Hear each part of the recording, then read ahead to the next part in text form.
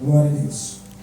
Diz assim: amo o Senhor, ao Senhor, porque Ele ouviu a minha voz e a minha súplica, porque inclinou para mim os seus ouvidos, portanto invocá-lo Ele enquanto viver.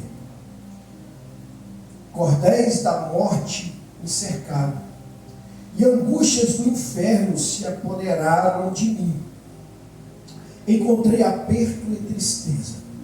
Então invoquei o nome do Senhor, dizendo: ó Senhor, livra a minha alma. Piedoso é o Senhor e justo, o nosso Deus tem misericórdia. O Senhor guarda aos simples o Senhor guarda aos simples, e estava abatido, mas Ele me livrou. Volta, minha alma, a teu repouso, pois o Senhor te fez bem. Porque tu, Senhor, livraste a minha alma da morte, os meus olhos das lágrimas e os meus pés da queda. Andarei perante a face do Senhor na terra dos viventes. Crie, por isso falei, estive muito aflito. Eu dizia na minha precipitação: todo homem é mentira. Que darei eu ao Senhor por todos os benefícios que me tem feito? Tomarei o cálice da salvação e invocarei o nome do Senhor. Pagarei os meus votos ao Senhor agora, na presença de todo o seu povo. Preciosa é a vista do Senhor, a morte dos seus santos. Ó Senhor, deverás, sou teu servo, filho da tua serva, soltastes as minhas ataduras. Oferecer-te-ei sacrifícios de louvor, e invocarei o nome do Senhor. Pagarei os meus votos ao Senhor, que eu possa fazê-lo na presença de todo o meu povo, nos átrios da casa do Senhor, no meio de ti, ó Jerusalém, louvai ao Senhor. Pode se sentar. Irmãos, há uma meditação para nós essa noite, antes de estarmos entrando neste momento de participarmos da mesa do Senhor, que de fato é algo que precisamos refletir todos os dias. Precisamos repensar a nossa conduta cristã. Precisamos pensar e colocar em pauta aquilo que estamos fazendo nesses dias, pela graça que recebemos, pelo favor que não merecíamos, mas recebemos. Nós, nesses dias, quando paramos para pensar, nós temos a dificuldade de expressar essa gratidão ao Senhor. O salmista, ele traz esse salmo de salvação para nossas vidas, justamente para que nós possamos lembrar daquilo que o Senhor fez conosco, de onde o Senhor nos tirou e de onde o Senhor nos colocou e para onde o Senhor vai nos levar. Porque a nossa vida, ela não termina aqui, ela não para aqui. A salvação para aqueles que estão em Cristo vai além dessa vida. E eu quero te dizer que esse tempo ele cessa um dia, queira você ou não. Vai chegar um momento que nós vamos fechar os nossos olhos. Vai chegar um momento que o Senhor vai vir nos buscar. E chegaremos diante do Senhor. E como chegaremos diante de Deus? Como explicar a Deus a nossa negativa diante do favor dele? nós colocamos coisas na frente dele. As pessoas dizem: o Senhor conhece meu coração.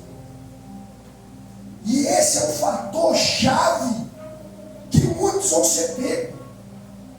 Porque o Senhor, por conhecer o nosso coração, Ele sabe que nós poderíamos ter dado um pouco mais.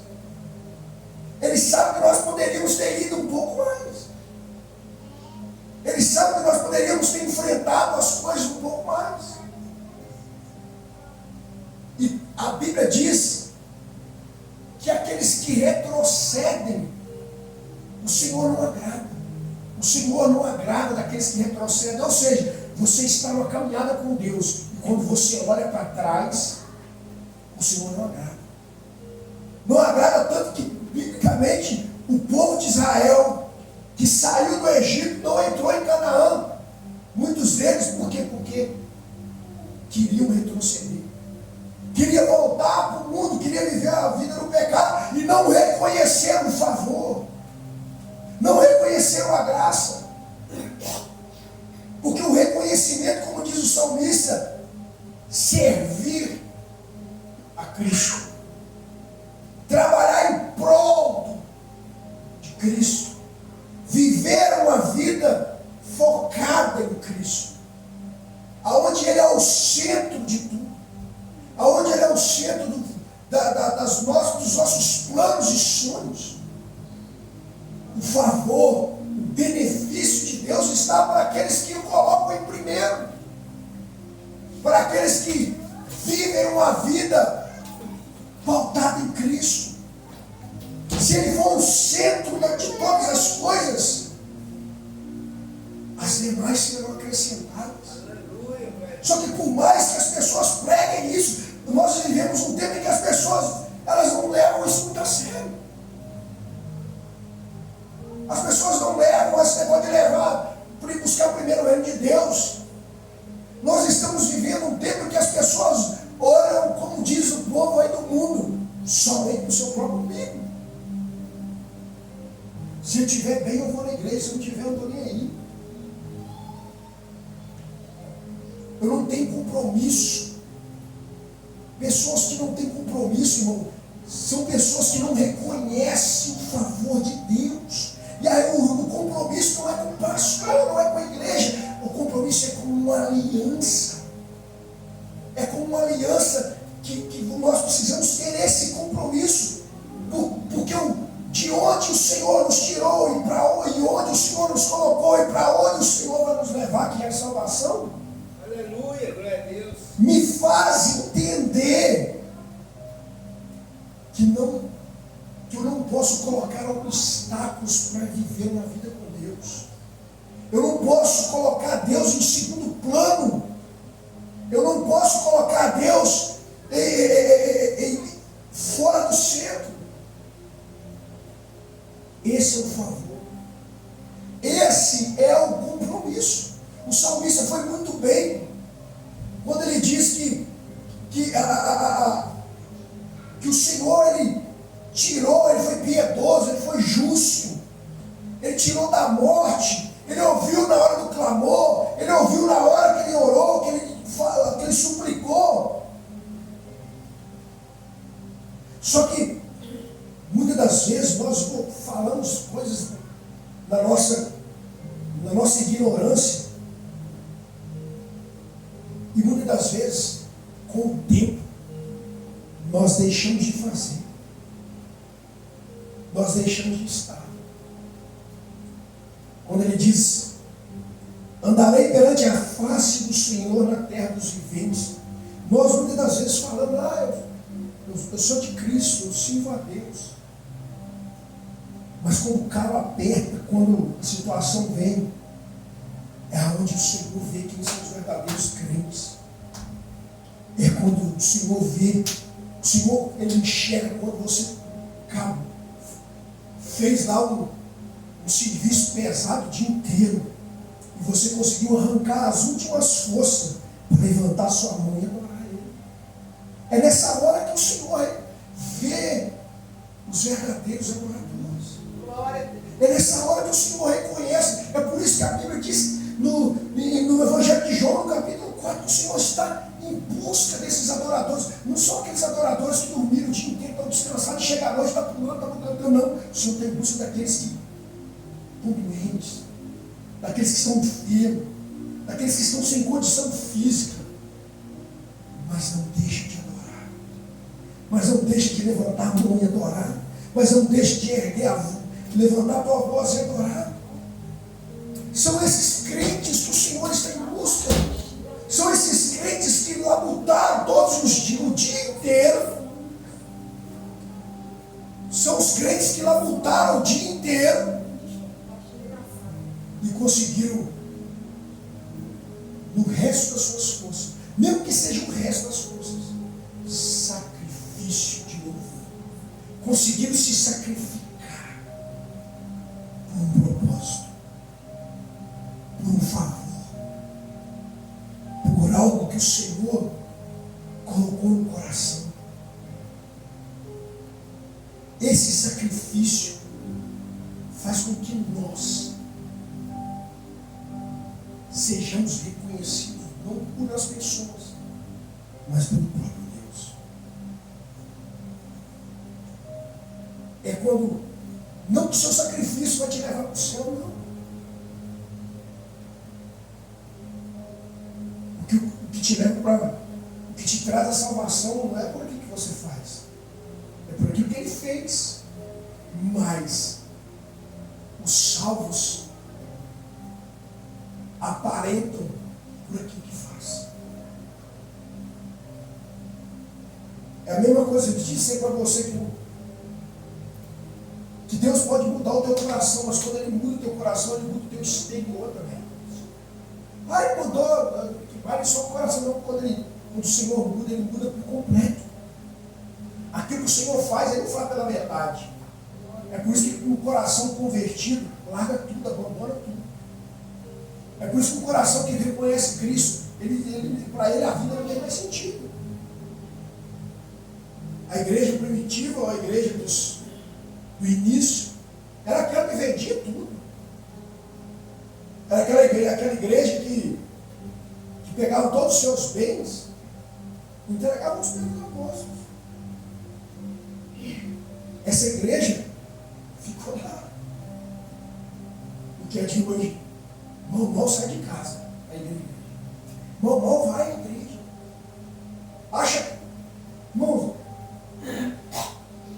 nós temos que parar de dar desculpa para a gente mesmo.